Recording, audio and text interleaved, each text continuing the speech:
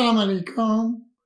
ماحولیات اور موسمیاتی تبدیلی کے پلیٹ فارم سے ایک مرتبہ اور آپ کی خدمت میں حاضر۔ آج ہر جگہ پوری دنیا میں جو بات چیت ہو رہی ہے وہ ہے زوران ممدانی کا میئر الیکٹ ہونا۔ جب پریزیڈنٹ ٹرمپ کا الیکشن تھا تو مسلمانوں نے ان کا بھرپور ساتھ دے کر ان کو الیکٹ کروایا، لیکن نتیجہ کیا نکلا کہ ایران پر بمباری کی گئی۔ اس کے علاوہ جو غزہ میں نسل کشی کا پروگرام جاری رہا، بلکہ تیز کر دیا گیا اور یہ ابھی تک جاری ہے۔ ان چیزوں سے مسلمانوں نے یا مسلمان ملکوں نے کوئی سبق سیکھا یا نہیں؟ میرے خیال میں نہیں۔ لیکن نیو یارک کے مسلمانوں نے مسلم ووٹرز جو تھے امریکن نیو یارک میں، انہوں نے سبق سیکھ لیا اور انہوں نے زوران ممدانی کو الیکٹ ہونے میں بھرپور مدد کی۔ اب یہ دیکھیے کہ اس کا پروگرام کتنا سمپل ہے۔ اقتصادی برابری، مساوات، اقتصادی مساوات، برابری، کلائمیٹ چینج پر بات چیت کرنا، اس پروگرام کو جاری رکھنا، اور اس کے بعد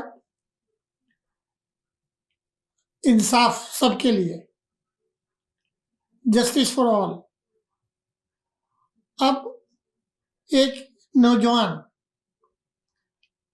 اگر یہ بات سوچ سکتا ہے اور کامیاب ہو سکتا ہے تو ہم لوگ کیوں نہیں ہو سکتے؟ یہ ہمیں دیکھنا ہوگا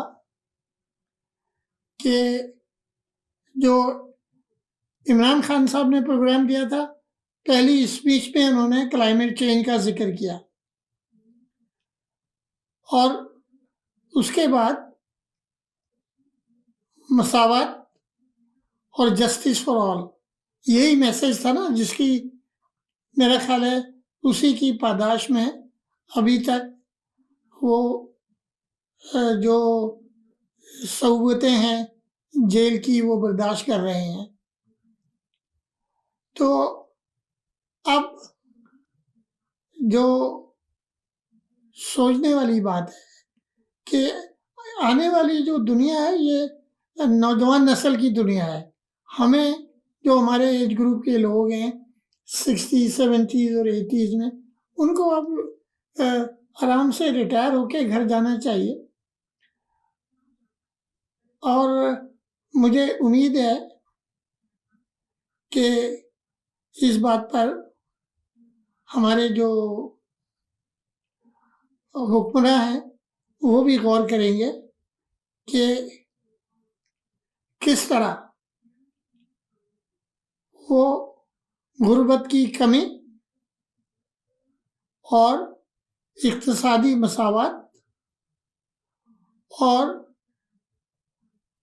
کلائمیٹ چینج پر توجہ دیں گے، اور ہم سب کو بھی مل کر حکومت کا ساتھ دینا چاہیے کہ انصاف سب کو ملنا شروع ہو جائے اور فائنینشل ایکولیٹی یعنی اقتصادی مساوات قائم ہو جائے۔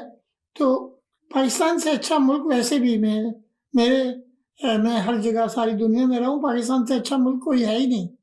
تو ہمیں اس کو بہتر بنانے میں اور اقتصادی ترقی میں گورنمنٹ کا ساتھ دینا چاہیے، اور اسی کے ساتھ میں آج کا پروگرام جو ہے اس کو ہم ختم کرتے ہیں، اور دوسرا پروگرام آج کا ہم دوبارہ موسمیاتی تبدیلی پر کریں گے۔ آج کے لیے اللہ حافظ، اپنا خیال رکھیے۔ پاکستان زندہ باد۔